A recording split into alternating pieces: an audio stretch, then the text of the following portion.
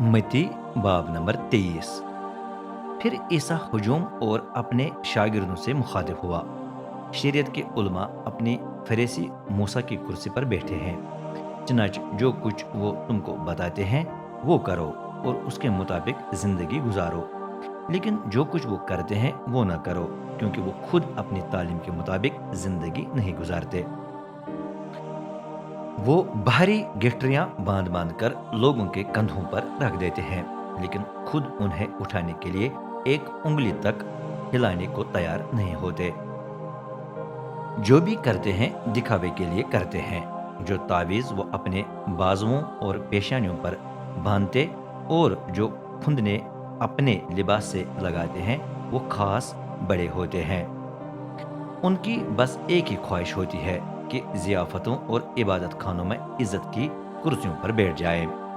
जब लोग बाज़ारों में सलाम करके उनकी इज़्ज़त करते और उस्ताद कहकर उनसे बात करते हैं, तो फिर वो खुश हो जाते हैं। लेकिन तुमको उस्ताद नहीं कहलाना चाहिए, क्योंकि तुम्हारा सिर्फ़ एक ही उस्ताद है, जबकि तुम सब भाई हो।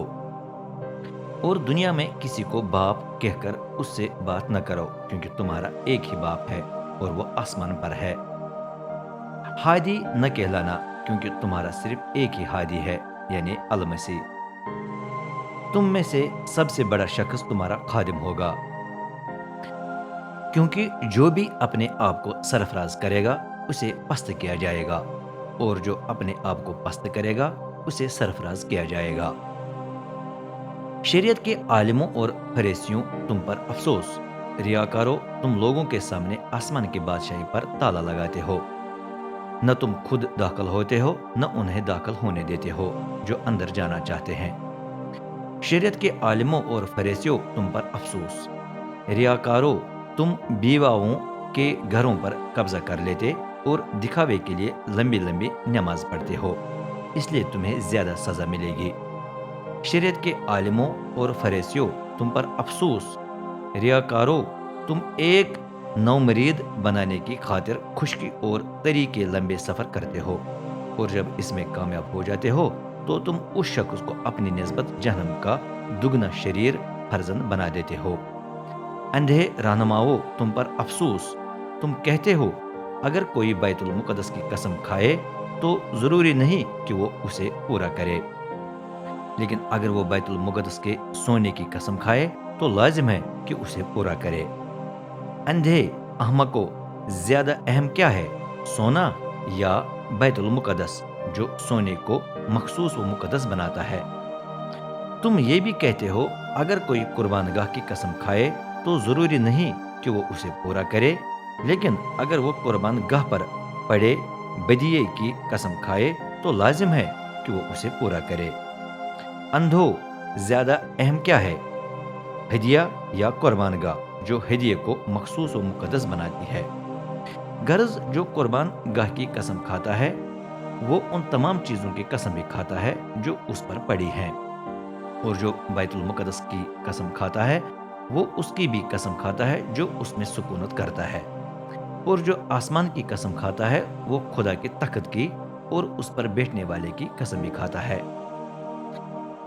शरीयत के आलिमों और फरीसियों, तुम पर अफसोस।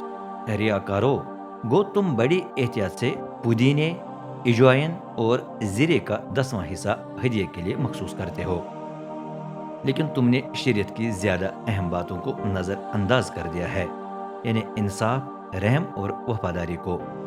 लाजिम है कि तुम ये काम भी करो और पहला भी न छोड़ो। अंधे रहनुमाओं, तुम अपने मशरूब छानते हो ताकि गलती से मच्छर न पी लिया जाए, लेकिन साथ साथ ऊंट को निगल लेते हो। शरीयत के आलिमों और फरीसियों, तुम पर अफसोस। रियाकारो, तुम बाहर से हर प्याले और बर्तन की सफाई करते हो, लेकिन अंदर से वो लूट मार और ऐश परस्ती से भरे होते हैं। अंधे फरीसियों, पहले अंदर से प्याले और बर्तन की सफाई करो और फिर वो बाहर से भी पाक साफ हो जाएंगे। शरीयत के आलिमों और फरीसियों, तुम पर अफसोस। रियाकारो, तुम ऐसी कब्रों से मुताबिकत रखते हो जिन पर सफेदी की गई हो, गो वो बाहर से दिलकश नजर आती हैं, لیکن اندر سے وہ مردوں کی ہڈیوں اور ہر قسم کی ناپاکی سے بھری ہوتی ہیں۔ تم بھی باہر سے راست بازی دکھائی دیتے ہو، جبکہ اندر سے تم ریاکاری اور بے دینی سے میمور ہوتے ہو۔ شریعت کے عالموں اور فریسیوں، تم پر افسوس! ریاکاروں، تم نبیوں کے لیے قبریں تعمیر کرتے اور راست بازوں کے مزار سجاتے ہو، اور تم کہتے ہو اگر ہم اپنے باپ دادا کے زمانے میں زندہ ہوتے تو نبیوں کو قتل کرنے میں شریک نہ ہوتے۔ لیکن یہ کہنے سے تم اپنے خلاف گواہی دیتے ہو کہ تم نبیوں کے قاتلوں کی اولاد ہو۔ اب جاؤ وہ کام مکمل کرو جو تمہارے باپ دادا نے ادھورا چھوڑ دیا تھا۔ سانپو، زہریلے سانپوں کے بچوں، تم کس طرح جہنم کی سزا سے بچ جاؤ گے؟ اس لیے میں نبیوں، دانش مندوں اور شریعت کے عالموں کو تمہارے پاس بھیج دیتا ہوں۔ ان میں سے بعض کو تم قتل اور مصلوب کرو گے، اور بعض کو اپنے عبادت خانوں میں لے جا کر کوڑے لگواؤ گے اور شہر بشہر ان کا تعاقب کرو گے۔ نتیجے میں تم تمام راست بازوں کے قتل کے ذمہ دار ٹھہرو گے۔ راست باز حابیل کے قتل سے لے کر زکریا بن برکیہ کے قتل تک، جسے تم نے بیت المقدس کے دروازے اور اس کے صحن میں موجود قربان گاہ کے درمیان مار ڈالا، میں تم کو سچ بتاتا ہوں کہ یہ سب کچھ اسی نسل پر آئے گا۔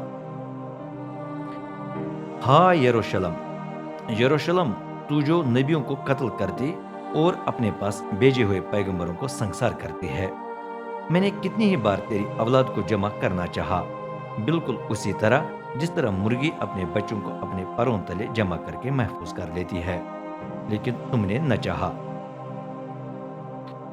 اب تمہارے گھر کو ویران و سنسان چھوڑا جائے گا، کیونکہ میں تم کو بتاتا ہوں تم مجھے اس وقت تک دوبارہ نہیں دیکھو گے جب تک تم نہ کہو کہ مبارک ہے وہ جو رب کے نام سے آتا ہے۔